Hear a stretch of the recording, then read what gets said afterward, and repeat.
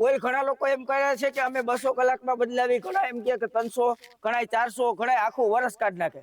જ્યાં સુધી ટ્રેક્ટરનું એન્જિન ના ખુલે ત્યાં સુધી ટ્રેક્ટરનો સ્વાદ રહે છે. બીજા નંબરમાં ડીઝલનો પંપ ના ખુલે ત્યાં સુધી એનો બેસ્ટ સ્વાદ રહે છે. હવે ઘણાના એવા પણ પ્રશ્ન આવે કે ભાઈ અમારે બરાબર હાઇડ્રોલિક સેન્સિંગ નથી કરતી. નમસ્કાર ખેડૂત મિત્રો, હું છું શૈલેષ જલુ અને ખેડૂત મિત્ર યુટ્યુબ ચેનલમાં ફરી તમારું સ્વાગત કરું છું. મિત્રો, અત્યારે આપણે કોઈ પણ ટ્રેક્ટર હોય તો આ ઉનાળુ અવસ્થામાં આને સંભાળ કેવી રીતની રાખવી તે ઘણા ખેડૂત મિત્રો જાણતા નથી અને ટ્રેક્ટર ચલાવે છે પણ ટ્રેક્ટરનો નફો એના વેરેન્ટેજમાં વયો જાય છે. ખાસ કરીને ડીઝલની બચત, ગરમ થવાનું ઘણા બધા કારણો હોય છે જે ખેડૂતો હજી જાણતા નથી અને ટ્રેક્ટરની સંભાળ રાખવીને એ ખાસ મહત્વપૂર્ણ છે. તો આજનો વિડીયો લાસ્ટ સુધી જોવાનો છે. જેની પાસે ટ્રેક્ટર છે એ જરા પણ મિસ ના કરતા, કારણ કે તમે ટ્રેક્ટરમાં કાંઈક ને કાંઈક બાબત ભૂલો છો અને એના તમે ભોગ બનો છો. તમારી બધી આવકનો નફો એ તમારા વેરેન્ટેજમાં વહી જાય છે, તમારી ડીઝલની બચત નથી થતી. તો આજે તમારા બધાય પ્રશ્નોનું સોલ્યુશન અને સરસ મજાની વાત કરું એ પહેલા આ ચેનલમાં નવા હોય તો સબસ્ક્રાઇબ કરો અને વિડીયો વધુમાં વધુ શેર કરવાનો છે, કેમ કે આ વિડીયો બહુ ઉપયોગી છે અને ખેડૂતોને ફાયદો થાય એવો છે. તમારો ટાઈમ બગાડવાનો નથી. એટલે આ જે ટ્રેક્ટરમાં જોડાયેલા માણસો છે, જે લોકો છે, જે ખેડૂતો છે, તે ખાસ ચેનલ સબસ્ક્રાઇબ કરે અને વિડીયોને એક લાઈક આપી દે. અત્યારે આપણે ઉનાળુ સિઝન છે અને આપણા ટ્રેક્ટર ચલાવતા હોય છે. માની લ્યો કે અત્યારે આપણું ટ્રેક્ટર થ્રેસરમાં પણ જાય છે, પ્લાવમાં ચાલતું હોય, કલ્ટીમાં ચાલતું હોય અને રોટાવેટરમાં ચાલતું હોય. તો દરેકને ખાસ પેલી સંભાળ કઈ કે ધૂળ અને ડસ્ટ આજે થ્રેસરમાં હાલતું હોય તો કચરો ચોટી જાય, પછી કપાસમાં કે કોઈ પણ હાલતું હોય તો એનું રેડિયેટર જામ થાય છે. હવે મિત્રો, તમે તમારો હીટનો કાંટો બરોબર બતાવતો નથી અથવા XYZ કાંઈ પણ હોય, તમે રેડિયેટર સાફ હોવું જરૂરી બને છે. સાફ એટલે હું તમને બતાવું. હવે એર ફિલ્ટર છે એ વારંવાર સાફ કરતું રહેવું જોઈએ. ડ્રાઈવરને અથવા ડ્રાઈવર ઉપર જે લોકો ટ્રેક્ટર ચલાવે છે તેને સવારમાં અથવા રાતે જ્યારે પણ ટ્રેક્ટર આવે ત્યારે એને બ્લોર મારો અથવા એને સાફ કરીને મૂકવું. અત્યારે આપણે કાંઈ પણ કર્યા વિના ટ્રેક્ટરને એમને રાખ્યું છે, કેમ કે તમને બતાવવા માટે આમાં પણ ધૂળ છે અને આપણે આને ખોલી આ એરનો ડબરો આપણે સાફ કરી નાખવાનો. ઘણા ટ્રેક્ટરમાં અંદર ઓલા જે કાપડના ફિલ્ટર આવે છે તો એને બ્લોર વડે સાફ વ્યવસ્થિત કરવા. જેટલું ફિલ્ટર બ્લોક થશે એટલું ટ્રેક્ટરમાં ડીઝલનો વધારો આવશે, કારણ કે આ જે એર ફિલ્ટર છે એ આપણું નાક છે. જેટલું આપણે દબાવશું એટલું આપણે તકલીફ પડશે શ્વાસ લેવામાં, એમ આને પણ તકલીફ પડે છે અને એ એક ચોકનું કામ કરે છે. ઘણા વાહન તમે જોયા હશે કે ઉપડે નહીં, સેલ્ફ ન લાગે એટલે એરના ડબડાને હાથ રાખે ને એની હવા કાપી નાખે એટલે વાહન ઉપડી જાય છે. બરાબર છે? તો આ એ જ વસ્તુ છે. તો આ સમજ્યા જેવો મુદ્દો છે, ખાસ નજરમાં રાખજો. હવે હું આનું રેડિયેટર બતાવું. આમાં તમને જાજુ અત્યારે કાંઈ નહીં દેખાય, પણ તો પણ તમે જોઈ શકો છો. જો આ રીતે ખોલી મિત્રો, જે આ તમે પાઇપો જુઓ કે કેટલી પાઇપો વળી ગઈ છે અત્યારે તમે નજરમાં આવતી હશે અને કેટલી બ્લોક થઈ ગઈ છે. હવે તમે એમ કહેશો કે ટ્રેક્ટર તો આપણું બહુ હીટ નથી પકડતું, પણ હીટ પકડતું જ હોય. ભલે 20% ફેર બતાવશે કે 30% ફેર બતાવે કે 20% બતાવે, પણ ટ્રેક્ટર આ ઉનાળાની ગરમીમાં આવા તાપમાનમાં હીટ પકડે. હીટ પકડે એટલે ડીઝલનું પ્રમાણ વધારે લેશે અને હીટ પકડવાથી ઓઇલની આયુષ્ય ઘટશે. એટલે ખાસ એ વસ્તુ કે રેડિયેટર હંમેશા સાફ હોવું જોઈએ અને કુલન્ટ પાણીનો આપણે ઉપયોગ કરતો રહેવો જોઈએ. કુલન્ટ પાણી દર વર્ષે તમે બદલાવો તો ભલે, 2 વર્ષે બદલાવો તો ભલે, પણ કુલન્ટનું કાયદેસર એના ગ્રેડ હોય ત્યાં સુધી એને રાખો અને બદલે ચેન્જિંગ કરો. અને કુલન્ટ પાણી કઈ રીતે બદલવું તેનો આપણે જોરદાર વિડીયો બતાવ્યો છે. એની આખી પ્રોસેસ છે, બહુ મહત્વની છે કે હેડમાંથી પણ પાણી નીકળી જાય અને બદલવાની એક સરસ મજાની રીત. તે વિડીયો તમે જોઈ લેજો. ચેનલમાં તમને ક્યાંકનું ક્યાંક દેખાઈ જશે, એટલે ચેનલ આખી ફફોરજો. તમને ટ્રેક્ટર બાબતના ઓઇલ સર્વિસના ઘણા બધા વિડીયો જોવા મળશે. હવે આ વસ્તુ તમે સમજી લીધી કે રેડિયેટર હંમેશા સાફ હોવું જોઈએ, એરનો ડબરો હંમેશા સાફ હોવો જોઈએ. આ બંને વસ્તુ થઈ ગઈ. હવે ત્રીજી, ખેડૂતને શું કાળજી રાખવાની. ઘણા ટ્રેક્ટરમાં પાવર સ્ટેરિંગ હોય તો પાવર સ્ટેરિંગનું ઓઇલ ચેક કરતું રહેવું, કારણ કે એને અમુકને એક્સ્ટ્રા ટાંકી આપે છે તો એમાં પણ ગેજ આપે છે, તો ગેજ માપી લેવાનો. કારણ કે પાવર સ્ટેરિંગમાં જો એર આવશે તો તમારા ટ્રેક્ટરમાં અકસ્માત સર્જાવાનો પૂરેપૂરો ચાન્સ છે. એર આવે એટલે તમારું સ્ટેરિંગ ભાગી જાય અને કાંઈ પણ નુકસાની થાય એ પહેલા તમારે આ ચેક કરવું પણ બહુ જરૂરી બને છે. અને હજી એક ત્રીજી વસ્તુ મિત્રો, અત્યારે જે આ બેલ્ટ છે ને એને વારંવાર ચેક કરતી રહેવી જોઈએ કે આ હતી તો ઢીલી નથી થઈ ને. જો આ બેલ્ટને વધુ ટાઈટ કરવામાં આવે તો પણ નુકસાની છે, કારણ કે આનું રબર એવું છે કે જેમ ગરમ થશે એમ સંકોડાશે, એટલે બેલ્ટ ટાઈટ થશે.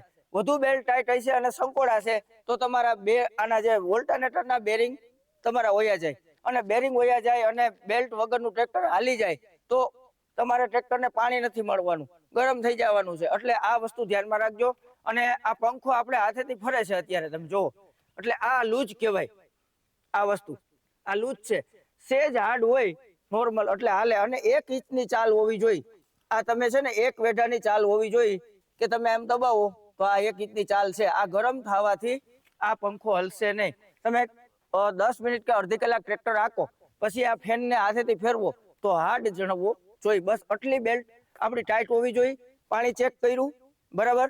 હવે ખાસ કરીને બેટરી, તો બેટરીમાં પણ એના હોલ છે ને એ સાફ કરતા રહેવા જોઈએ જે ઉપર હોય, કારણ કે અહીંયા પણ ધૂળ ને માટીથી એ જામ થઈ જાય. બેટરીમાં જે ગરમ થવાથી એક એર થાય છે, જે એરના કારણે બેટરી બ્લાસ્ટ થઈ જાય છે અને બેટરીની આયુષ્ય ઘટે છે. કમસે કમ જો સારી રીતે આને આપણે કાળજીપૂર્વક રાખીને તો 4 વર્ષ બેટરી હાલે, નહીતર 2 વર્ષમાં પણ પતી જાય છે. હજી એક વસ્તુનો પોઈન્ટ કહી દઉં. હવે ઘણાના એવા પણ પ્રશ્ન આવે કે ભાઈ અમારે બરાબર હાઇડ્રોલિક સેન્સિંગ નથી કરતી, કામ નથી દેતી, બહુ લીવર દે તો એને કાંઈક હાંકવાની મજા આવે. તો ઘણા હજી એન્જિનના ઓઇલ ફિલ્ટર તો બદલાવે છે પણ હાઇડ્રોલિક એર ફિલ્ટર બદલાવતા નથી. જેમ કે સોનાલિકામાં 2 આવે છે, એક અહીંયા આવે છે, આ હાઇડ્રોલિક નું ફિલ્ટર છે તમે જુઓ, એક અહીંયા આવે છે આડું ફિલ્ટર. આ ફિલ્ટર વારંવાર બદલવાની જરૂર નથી પણ આ ફિલ્ટરને બદલવાની જરૂર પડે છે. અને તમે એક સિઝન નાખો ને ત્યારે એક વખત આને બદલી કરી નાખવું જોઈએ. માની લો કે 700-800 કલાક ટ્રેક્ટર હાલે ને તો તમારા ફિલ્ટર એ પણ બદલી જવા જોઈએ. અને હાઇડ્રોલિક ઓઇલ પણ ચેક કરતું રહેવું જોઈએ, એનો વારંવાર કરવાની જરૂર નથી. અને ખાસ કહેવાનું એ, તમે જે પણ ફિલ્ટરને વાપરો ને એ જેન્યુઅન હોવા જોઈએ, કારણ કે કંપનીને ખબર છે કે આપણો પંપ કેટલું ઓઇલ ઉપાડે, કેટલો સ્પ્રે કરે. તો ઘણા ફિલ્ટર નબળી ક્વોલિટીના હોય તો ગરમ થવાથી, હીટ થવાથી એ ફિલ્ટર અંદર સંકોડાઈ જાય છે, જેથી કરીને પૂરેપૂરો ઓઇલ પ્રેશર એને મળતો નથી. એના કારણે એન્જિન ચોક થાય અને એન્જિનની આયુષ્ય ઘટી જાય છે. એટલે આ વસ્તુ પણ મેન છે. હજી એક મહત્વનો મુદ્દો આગળ બતાવી દઉં.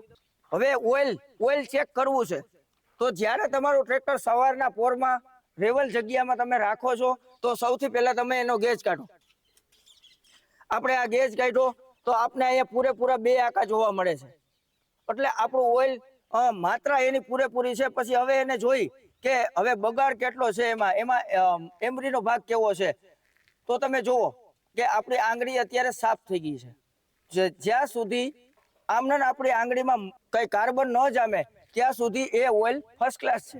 એના ગ્રેડ, એની ચિકાસ એ તમારે અનુભવ તમારે જાતે કરવાનો છે, એ હું જોવા આવવાનો નથી. હવે આ વસ્તુ જોઈ લીધું કે હાલો ઓઇલ બરાબર છે. ઓઇલ ઘણા લોકો એમ કહે છે કે અમે 200 કલાકમાં બદલાવી, ઘણા એમ કે 300, ઘણા 400, ઘણા આખું વર્ષ કાઢ નાખે. પણ નહીં, ઓઇલ એવી વસ્તુ છે કે એક ધારું ટ્રેક્ટર હાલવાથી, દિવસ અને રાત જો ટ્રેક્ટરને એક ધારું હાલવામાં આવે ને તો 4 થી 5 દિવસમાં પણ ઓઇલ પતી જાય, લોડમાં હાલે તો. અને નકર આખી સિઝન પણ હાલે. ટ્રેક્ટર તમે કેવી રીતનું હાંકો છો એના ઉપર એ ડિપેન્ડ કરે છે. માની લ્યો કે તમે સવારે 4 કલાક હાંકો, ત્યારબાદ બપોરે 2-3 કલાક એને પોરો આપી દો, છાયામાં રાખો, તો એ ઓઇલ ગ્રેડ એના પાછા આવી જાય છે. અને તમે એક જ ધારું દિવસ અને રાત હાંકો તો ઓઇલના ગ્રેડ ભરી જાય અને ઓઇલને વેલું પતાવી નાખે. એટલે તો ઓઇલને વેલાસર બદલી કરી નાખવી. આ ખાસ સલાહ ઓઇલ વિશે સમજી લીધું. ખેડૂત મિત્રો, ડીઝલ ફિલ્ટર પણ મહત્વનું છે. ડીઝલ ફિલ્ટરમાં કચરો આવવાથી, આ પાઇપો જામ થવાથી એ તમારા પંપને લોડ પડશે અને પંપ એક વખત તમારો ટ્રેક્ટરનો ખુલી ગયો, જ્યાં સુધી ટ્રેક્ટરનું એન્જિન ના ખુલે ત્યાં સુધી ટ્રેક્ટરનો સ્વાદ રહે છે. બીજા નંબરમાં ડીઝલનો પંપ ના ખુલે ત્યાં સુધી એનો બેસ્ટ સ્વાદ રહે છે. હવે ડીઝલનો પંપ તો જ નહીં ખુલે જો એમાં કચરા નહીં આવે. જો ડીઝલને એને ખેંચવું પડતું હશે તો એમાં વેરેન્ટેજ આવશે અને એ બરાબર કામ આપશે નહીં, અને ડીઝલ એવરેજ પણ આપશે નહીં, અને ટ્રેક્ટર તમારું મૂંઝાતું હાલશે, જેથી કરીને ઘણા બધા પ્રશ્નો ઊભા થાય. એ તો તમે જાણો છો. હવે ડીઝલની ટાંકીમાં ઘણા લોકો ગળણો રાખે છે, એમાં કપડું બાંધે છે અને ત્યારબાદ ડીઝલને નાખે છે.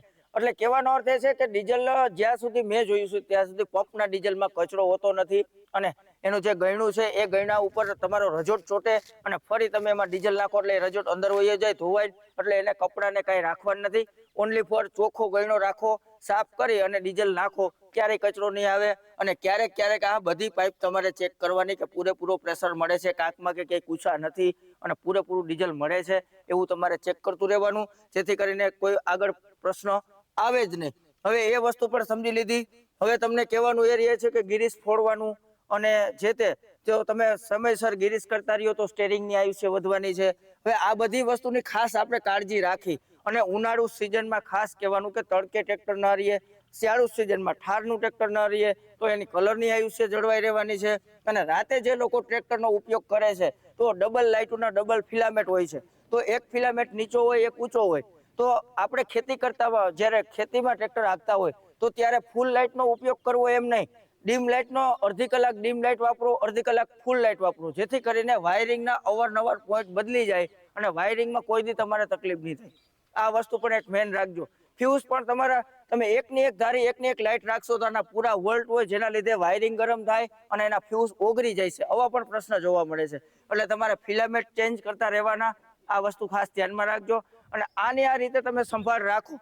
અને ટ્રેક્ટર સર્વિસ ક્યારેક ક્યારેક જ્યારે પણ કરાવો અથવા કરો તો એને વ્યવસ્થિત રીતે સાફ કરવાનું છે. કે સવારે આવીને ગાભો મારવો એ મહત્વનો નથી. આજે આની ઉપર ધૂળ છે અને તમે ગાભો મારો તો આ સ્ટીકર ને બધું ઘસાઈ જવાનું છે. ગાભો મારવાનો કોઈ મિનિંગ નથી, બરાબર. પણ જ્યારે આને સર્વિસ કરો ત્યારે વ્યવસ્થિત રીતે સર્વિસ કરવામાં આવે તો આના કલર અને આ સ્ટીકરની ચમક ને એમાં લીટો પણ પડવાના નથી. અને આની ઉપર માટી ચોટેલી હશે તો એ કાંઈ નુકસાનકારક નથી. અમુકનું જે કલર છે એને ડલ થવાથી બચાવશે, એક કવર થશે.